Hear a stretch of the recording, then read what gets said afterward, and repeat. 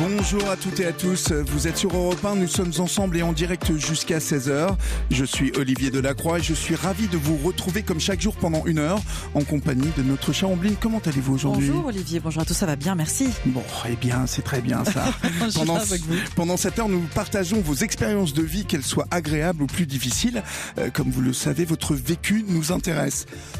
Pardon, excusez-moi, un petit chat. Ils redéfinissent les codes traditionnels de la paternité. Les papas solos représentent aujourd'hui 15% des familles monoparentales. Ils se retrouvent confrontés aux mêmes difficultés que les mères célibataires. Avoir un seul revenu, faire garder des enfants. Alors comment élever ces enfants sans figure maternelle au quotidien ? Les papas solos font encore face à de nombreux préjugés. Comment rendre crédible son éducation aux yeux d'une société où la mère est souvent perçue comme seule détentrice légitime de la garde d'un enfant ? Les papas solos, comment élèvent-ils leurs enfants ? C'est notre sujet d'aujourd'hui sur Europe 1. Nous attendons vos témoignages, vos histoires. Nous sommes là pour vous écouter. Et vous le savez, vous le composez, ce 3921, c'est le numéro du standard d'Europe 1, 3921, 50 centimes la minute. Vous nous écrivez sur Twitter, bien sûr, hashtag Europe 1, ou via le groupe de l'émission sur la page Facebook d'Europe 1. 15h, 16h, partageons nos expériences de vie avec Olivier Delacroix sur Europe 1. Et nous accueillons notre premier auditeur sur l'antenne d'Europe 1 au 3921. Il s'appelle Jérôme. Soyez le bienvenu. Bonjour Jérôme, comment allez-vous ? Bonjour. Bonjour. Ça va plutôt pas mal. D'où nous appelez-vous ? De Chatou, dans les Yvelines, en région parisienne. D'accord. Quel âge avez-vous ? 46 ans. 46 ans. Alors vous êtes le père d'un petit garçon qui s'appelle Arsène, qui a aujourd'hui 7 ans. Vous dites qu'être père solitaire, c'est du travail de couturier au quotidien. Qu'entendez-vous par là ? En fait, on est obligé d'aller puiser dans des ressources qui sont pas forcément naturelles en tant qu'homme, on va dire, qui sont pas spontanées en tout cas. Oui. Et du coup, on essaye dans un premier temps, en tout cas moi j'ai essayé de beaucoup compenser l'absence de la maman. Et en fait, je me suis rendu compte que on pouvait pas avoir les deux casquettes, quoi. C'est vraiment deux choses bien différentes. Et donc, il a fallu que je m'adapte et que je trouve les bons ressorts et les bonnes attitudes, on va dire, pour prendre conscience que de pas faire les deux, quoi. Justement, vous faites référence à ne pas avoir les deux casquettes, impossible. Est-ce que Arsène aujourd'hui a une référence féminine ? Parce que finalement, il ne voit pas beaucoup sa maman, ce que j'ai compris. Non, dans son quotidien, pas vraiment. Après, on a la chance d'être entouré de mamans, de copains sympas, d'avoir j'ai ma propre maman qui est assez présente, mais c'est pareil, ça ne remplace pas une maman. Oui. Voilà. Comment est-ce que vous expliquez la situation du fait que Arsène ne voit pas beaucoup sa mère ? Je pense que dans son cas en particulier, le fait de ne pas avoir obtenu la garde après jugement, ça a été assez perturbant pour la maman. Oui. Et du coup, il y a une forme de démission, je pense, un peu de son rôle. Voilà. Comme la communication est assez difficile, j'ai pas d'explication très précise à donner, mais... Et est-ce que justement ça pose un problème à Arsène et donc par ricochet, est-ce que ça vous pose un problème aussi à vous, le fait que cette maman ne soit pas présente ? Alors à Arsène, oui, forcément. Émotionnellement, voilà, il y a plein de situations où c'est compliqué. Mm-hmm. Où il y a dans le quotidien, on va dire qu'il gère, qu'il prend sur lui, il compose, etc. Mais dans les moments d'émotion intense, là, il y a plein de choses qui rejaillissent et du coup, quand l'émotion est un peu trop forte, la réaction est un peu disproportionnée ou un peu volcanique, on peut dire. Mm-hmm. Et du coup, c'est dans ces moments-là qu'on se rend compte vraiment et qu'on peut prendre conscience que voilà, c'est pas, voilà, c'est vraiment Est-ce que vous vous sentez parfois désemparé, un peu seul pour prendre des décisions ? Pour les décisions du quotidien, on va dire que ça va. Par contre, pour gérer justement ces moments d'émotion ou de pénurie, j'ai envie de dire, de présence de maman. Mm-hmm. Là, c'est toujours bien d'avoir plusieurs avis. Et en l'occurrence, l'avis d'une maman, si la communication était un peu plus un peu plus fluide, un peu plus naturel, ça serait pas mal.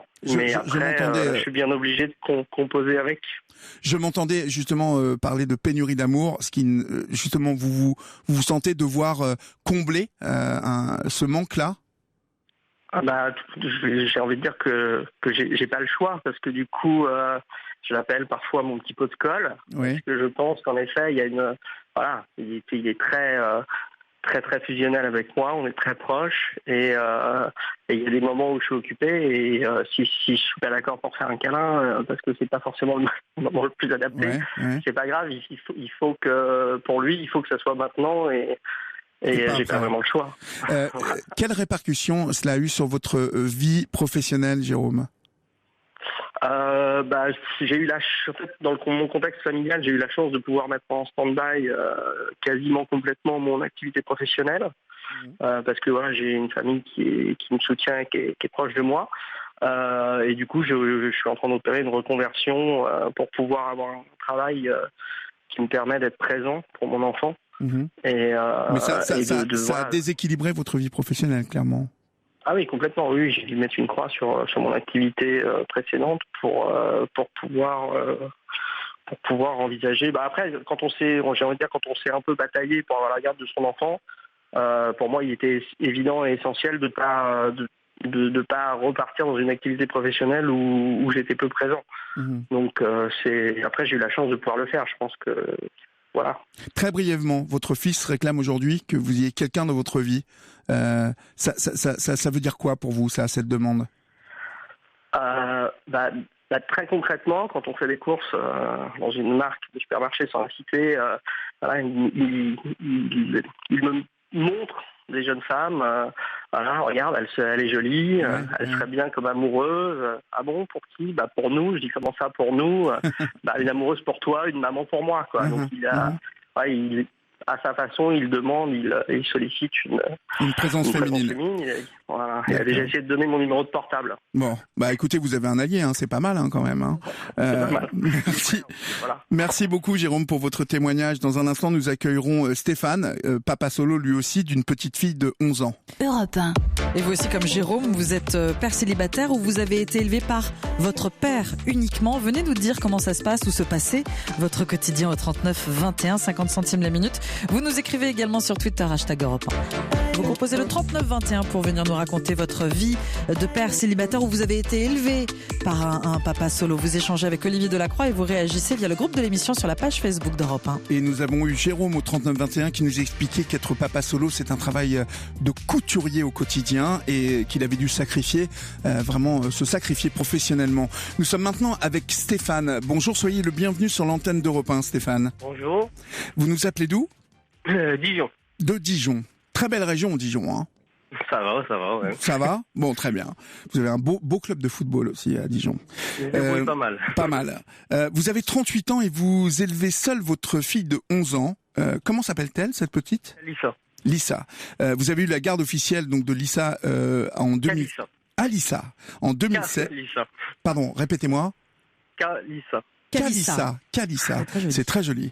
Donc vous avez eu la garde officielle de Kalissa en 2016. Comment la cohabitation s'est-elle déroulée au début ?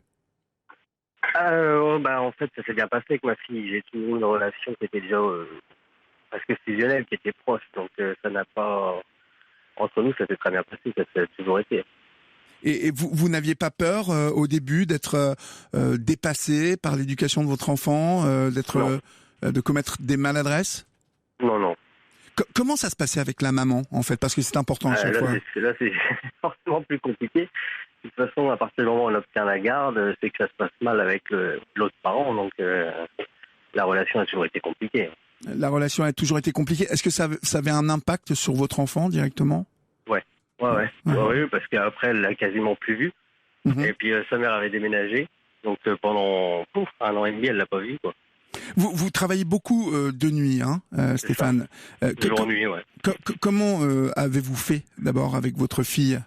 Eh bien, au début, en fait, c'est une collègue de travail qui travaille de journée, qui me la gardait la nuit. Oui.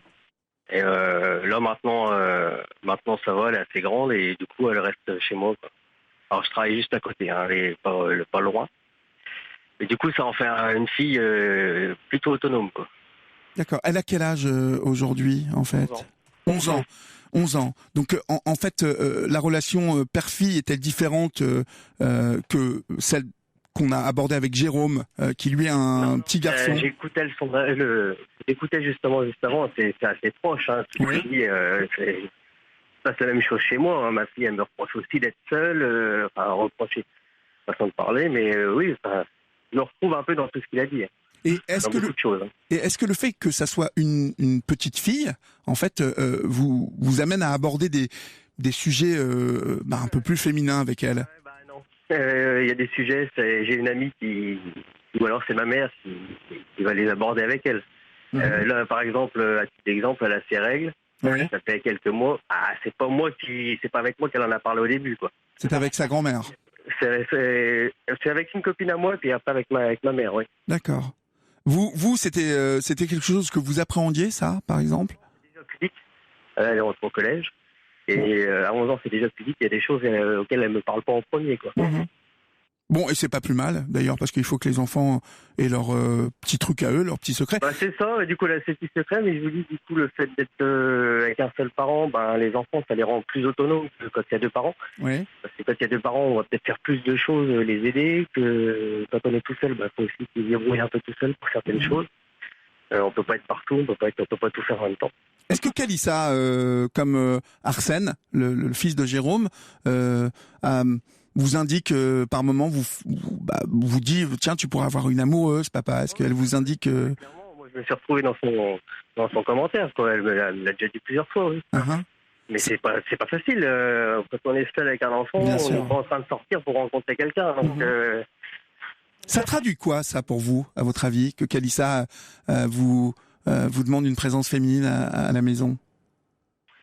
Je pense que déjà les filles uniques, donc elle est un peu toute seule, et il y a aussi peut-être un ennui, peut-être. C'est pas toujours facile d'être tout seul. Quand on est fils unique, c'est déjà pas forcément facile. Ouais. Alors en plus, quand il y a qu'un parent, du coup, il y a peut-être un ennui. Et puis pour une fille, peut-être que une référence féminine manque vraiment. Vous ne pensez pas? En fait, parce que voilà, un garçon, il se réfère au papa. Je pense à Jérôme, par exemple, qui emmène son garçon au foot, par exemple. Vous lui faites faire quoi comme activité? Elle faisait de la guitare et elle fait du dessin. Bon, c'est pas mal. Écoutez, merci beaucoup Stéphane pour votre témoignage au 3921. J'ai oublié de vous demander, vous faites quoi comme travail de nuit? Je suis agent SNCF. Agent SNCF, d'accord. Eh bien, courage et mille merci pour votre témoignage au 3921. Dans un instant, nous allons accueillir Alexandra Piezen, qui est sociologue de la famille, docteur en sociologie et chercheuse associée au laboratoire du CERLIS. Et Valérie témoigne au 3921. Elle a 25 ans, élevée par son père uniquement. Maman n'était pas dans les parages. Valérie ne s'est pas rendu compte de l'implication de son père, qu'il a mis de côté le reste de sa vie personnelle. Valérie ajoute qu'elle avait très peur que son père disparaisse. Comme sa mère, aujourd'hui, elle lui en est très, très reconnaissant. Et il est resté. Et bien sûr qu'il est resté. Voilà. Europe 1. Maman absente, c'est papa qui élève seul les enfants. Vous êtes père célibataire, vous avez été élevé par papa uniquement. Venez nous raconter, on vous écoute au 3921. À tout de suite avec Olivier Delacroix sur Europe 1. Olivier Delacroix sur Europe 1. Vous savez jouer au football et à la poupée, faire une natte dans les cheveux et connaître le parc de jeux près de la maison par cœur. Vous êtes père célibataire, vous nous racontez au 3921 et nous vous lisons sur Twitter, #Europe 1. Olivier Delacroix vous écoute. Et nous avions Jérôme puis Stéphane, deux papas solo, pour qui ça se passait plutôt bien. Nous sommes maintenant en ligne avec Alexandra Piezen, sociologue de la famille, docteur en sociologie et chercheur associé au laboratoire du CERLIS. Bonjour Alexandra. Bonjour. D'abord, j'ai une première question à vous poser. Laboratoire du CERLIS, qu'est-ce que ce laboratoire ? Alors le laboratoire du CERLIS, c'est un laboratoire qui s'intéresse justement aux liens sociaux entre les différents individus, et donc j'ai fait ma thèse dans le cadre de ce laboratoire que j'ai soutenu là à la fin de l'année 2017. D'accord. Alors vous avez beaucoup travaillé sur les papas solos, et notamment sur la façon dont ils articulent leur vie privée et leur vie professionnelle. Les pères font-ils différemment que les mères ? Alors pour le coup, ce qui est assez intéressant, c'est que dans les deux entretiens qui sont passés justement dans l'émission, que ce soit dans le cas de Jérôme ou dans le cas de Stéphane. Il y a un certain nombre de points qui effectivement étaient ressortis aussi avec les pères que j'avais pu rencontrer. Donc certains points qui étaient vraiment spécifiques à ces pères. L'idée justement, par exemple pour tout ce qui était les questions féminines, de plutôt faire appel aux femmes de l'entourage, par exemple la grand-mère, des amis, etc. Donc pour le coup, il y avait quand même un certain nombre de spécificités. Par contre, effectivement, comme Stéphane et Jérôme l'ont précisé, il y a quand même un certain nombre de questionnements qui sont mixtes, notamment le fait de dégager du temps pour l'enfant, d'essayer d'avoir une activité professionnelle qui soit adaptée justement au fait de pouvoir consacrer du temps à l'enfant, et notamment pour tout ce qui va être aussi tâches parentales, mais aussi activités ménagères, accompagnement à des activités extrascolaires, etc. À quelles difficultés les papas solos sont-ils confrontés au quotidien ? Alors au quotidien, je pense que pour le coup, on a vu un petit peu la différence entre les deux pères qui ont pu présenter leur profil. Moi, dans les pères que j'avais rencontrés, on avait vu quand même une différence entre les pères qui avaient à charge des jeunes filles, qui insistaient vraiment sur le fait que c'était des thématiques sur lesquelles ils ne se sentaient pas forcément légitimes. On avait tout le volet sur la question des premières règles, également tout ce qui était en lien avec les vêtements. Pas mal de pères qui m'expliquaient qu'une des difficultés, c'est conseiller la fille en termes de vêtements. Parfois, ils se sentaient un petit peu mal à l'aise.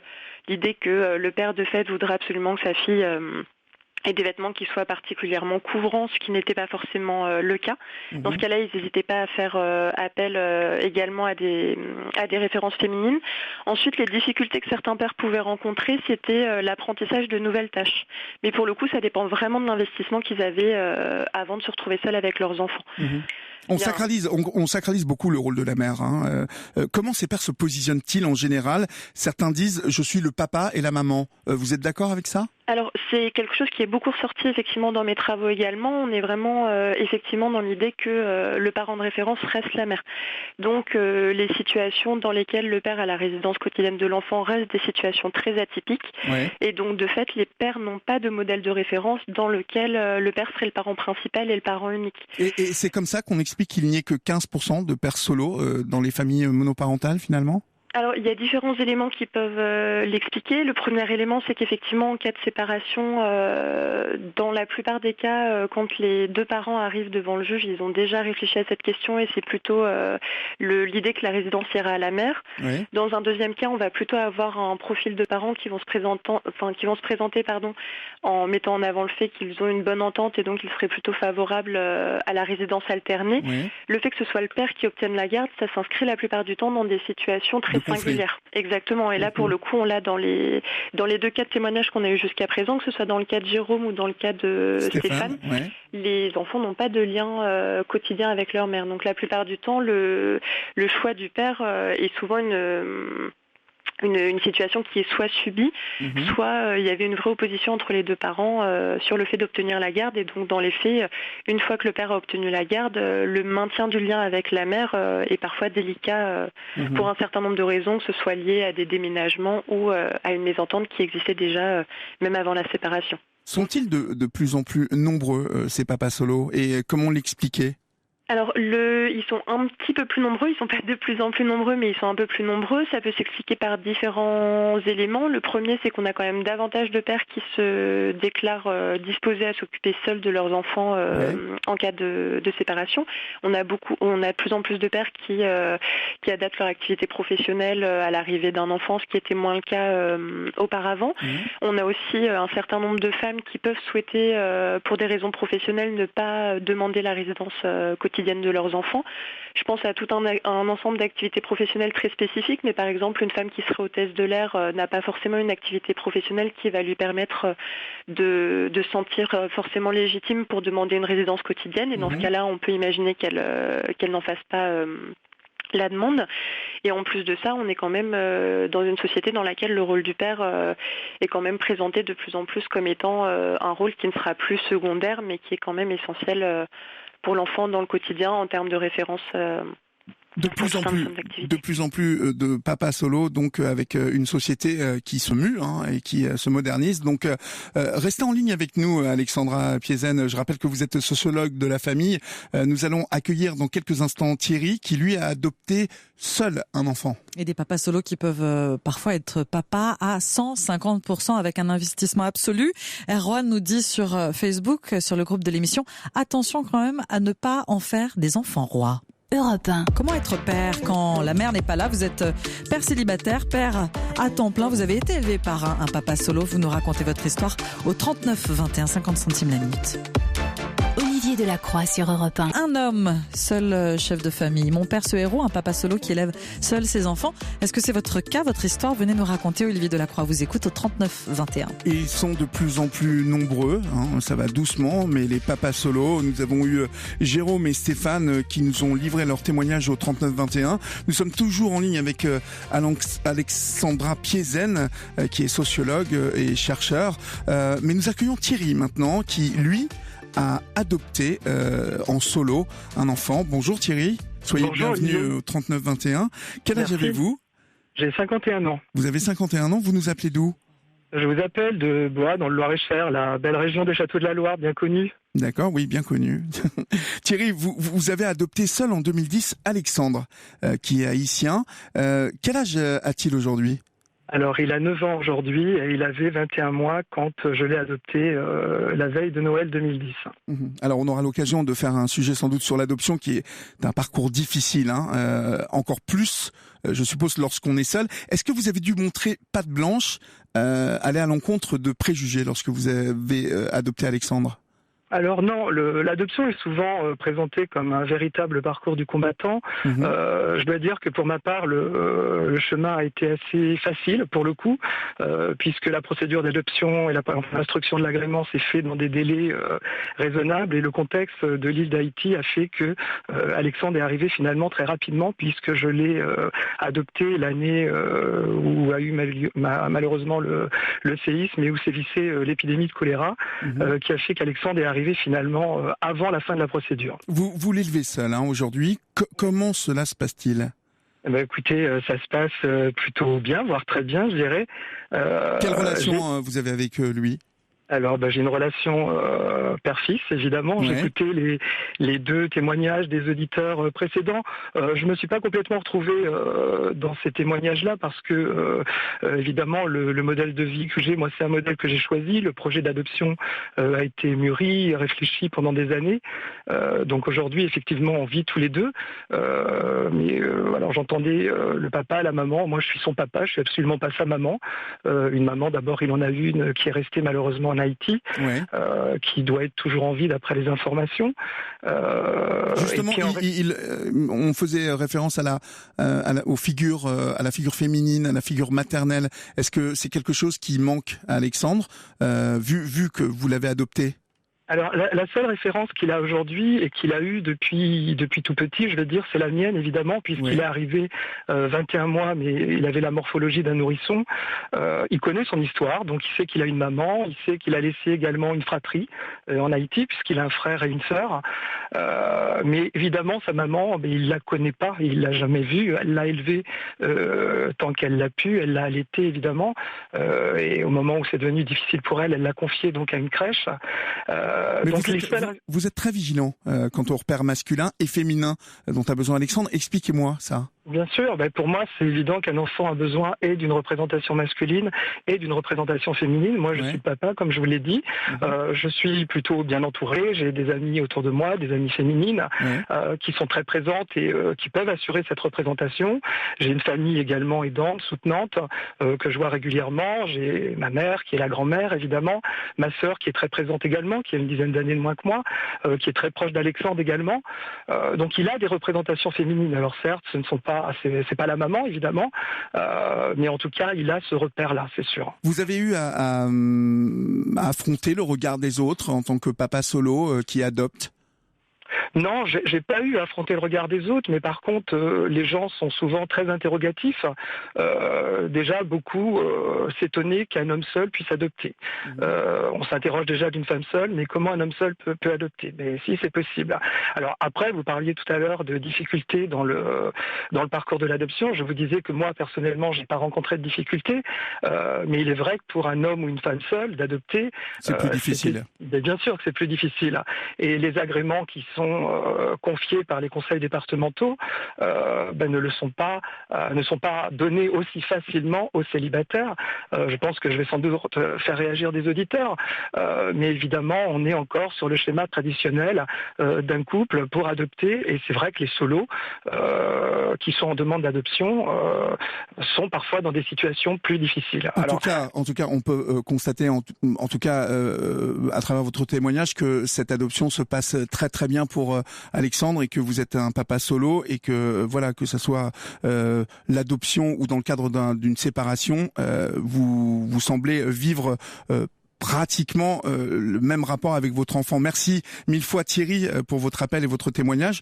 Nous avons toujours Alexandra Piezen, sociologue de la famille, et nous allons accueillir dans un instant, nous allons accueillir Arnaud, qui lui est papa de 2 enfants et qui est papa solo, mais dans des circonstances particulières, on va le voir. Et il y a Philippe qui a témoigné au 39-21. Philippe a 46 ans, il dit: j'ai la garde de mon fils depuis ses 1 an et demi. Je me suis considérée autant mère que père. On disait à l'époque que ce n'était pas possible. Europe 1. On parle des papas solos qui ont la garde de leurs enfants, des enfants élevés par leur père uniquement. Le 39-21 pour venir vous raconter votre histoire sur l'antenne d'Europe 1. Vous pouvez également nous écrire Twitter, #Europe 1. 15h, 16h, partageons nos expériences de vie avec Olivier Delacroix sur Europe 1. Vous êtes avec Olivier Delacroix sur Europe 1, le 39-21 pour nous appeler, pour nous raconter comment ça se passe lorsqu'on est papa solo. Comment élevez-vous vos enfants ? Et nous sommes toujours en ligne avec Alexandra Piezen, sociologue de la famille. Et nous allons accueillir maintenant Arnaud. Bonjour Arnaud, soyez le bienvenu sur l'antenne d'Europe 1 au 39-21. Oui, bonjour. Bonjour. Quel âge avez-vous Arnaud ? J'ai 45 ans. 45 ans. Et vous nous appelez d'où ? d'Avranches, à côté du Mont-Saint-Michel. Ah, très bien, c'est très joli aussi. Moi, je connais tout ça parce que j'ai la chance de tourner partout en France, donc de voyager et de connaître toutes ces belles régions. Arnaud, vous êtes papa solo de 2 garçons. Quel âge ont-ils ? Alors, de 17 et 13 ans. 17 et 13 ans, des âges pas faciles. Et si je voulais intervenir dans l'émission, oui, c'est parce que les 3 personnes qui sont intervenues avant sont des gens qui, d'une certaine manière, ont décidé d'être papa solo. On choisit, ouais. On choisit, voilà. C'est un mode de vie. Il y a eu un choix. Moi, je suis veuf depuis 2 ans. Oui. Et donc le papa solo, je fais avec, mais je m'en serais bien passé. Oui. Par la force des choses. Par la force des choses, il faut bien le faire. Oui. Et la grosse différence, c'est que quand il y a des questions qui se posent ou des choix à faire sur l'éducation de mes enfants, au-dessus de moi, il y a une petite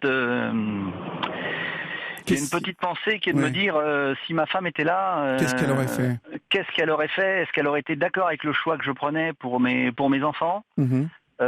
Et puis tous les petits conseils que peut donner une maman au quotidien, même à des garçons.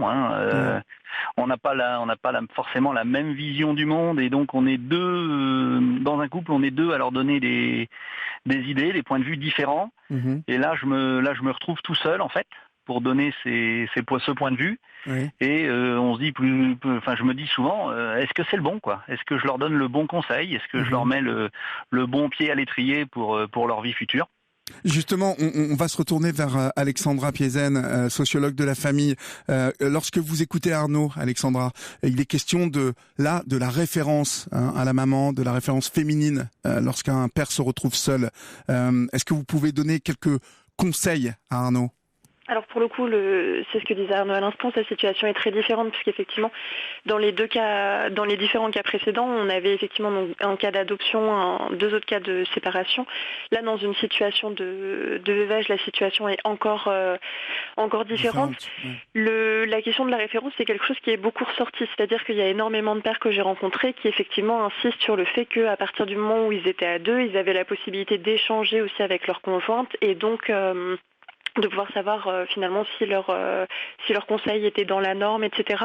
Un conseil que je pourrais donner à Arnaud, et pour le coup ce que faisaient les autres parents que j'avais pu rencontrer, c'était ne pas hésiter à mobiliser leur entourage. Je pense que c'est ce qu'Arnaud doit déjà faire, mais ne pas hésiter à mobiliser des amis, que ce soit des avis masculins ou des avis féminins. L'idée étant effectivement de pouvoir confronter un peu son avis de parent à d'autres parents pour essayer de voir si son avis s'inscrit dans la norme ou si au contraire c'est quelque chose qui ressort un petit peu de ce qui se fait un peu habituellement. Parce que finalement on n'est pas dans la même situation que Jérôme et Stéphane que nous avons entendu dans l'émission, mais Jérôme et Stéphane nous faisaient part de l'absence de la mère, donc de toutes ces questions que l'on peut se poser lorsqu'on se retrouve face à ses enfants. Quelles difficultés vous rencontrez, vous, Arnaud, au quotidien avec ces deux ados, finalement, parce que 13 ans, c'est un âge où on se construit, mais 17 ans, c'est une autre étape, mais on continue à se construire. Oh, c'est pas vraiment des difficultés, je dirais. C'est plutôt de se dire, est-ce que moi, je fais bien, quoi. Ouais. C'est plus ça, en fait, parce que j'ai deux garçons qui sont adorables. Et lorsque vous entendez Alexandra vous conseiller de se tourner vers l'extérieur, vers les proches, la famille, en tout cas les référentes féminines que vous avez proches de vous, est-ce que c'est ce que vous faites déjà ? C'est ce que je fais, mais si vous voulez, c'est dans mon cas, en fait, on était très fusionnels avec mon épouse. Et elle avait des idées bien arrêtées sur l'éducation des enfants, qui étaient bien à elle. Oui. Et par respect, je dirais, pour elle, j'ai envie de continuer ça. Et du coup, prendre des conseils autour, pour moi, c'est problématique aussi, quoi, parce que je me dis, est-ce que c'est ça qu'elle aurait voulu, quoi. D'accord.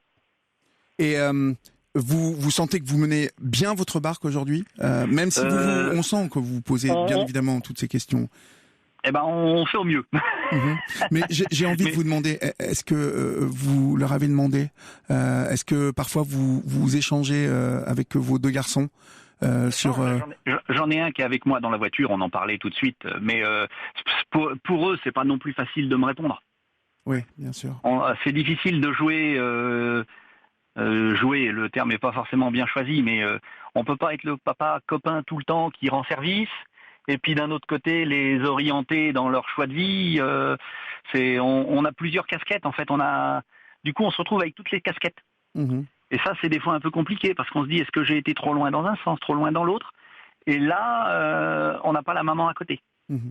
Mille merci Arnaud pour votre témoignage au 3921 sur l'antenne d'Europe 1. Dans quelques instants, nous accueillerons Alban qui lui a la garde exclusive de sa petite fille. Nous parlons des pères célibataires, des pères à 150% quand la mère est absente. Venez nous raconter votre histoire au 3921. Vous êtes père célibataire, vous nous racontez au 3921. Olivier Delacroix vous écoute. Et nous sommes maintenant en ligne avec Alban qui a obtenu la garde exclusive de sa petite fille de 12 ans. Bonjour Alban, soyez le bienvenu sur l'antenne d'Europe 1. Comment allez-vous ? Bonjour. Ça va très bien. Bon, très bien. Alors, vous nous appelez d'où déjà ? Alors, j'appelle d'Issy-les-Moulineaux. D'Issy-les-Moulineaux, donc vous n'êtes pas très loin. Vous avez obtenu la garde exclusive de votre petite fille qui s'appelle comment ? Elle s'appelle Athéa. Alors, je me permets de rectifier, elle c'est pas vraiment exclusif, c'est-à-dire qu'elle voit sa maman 2 fois par mois. Ouais.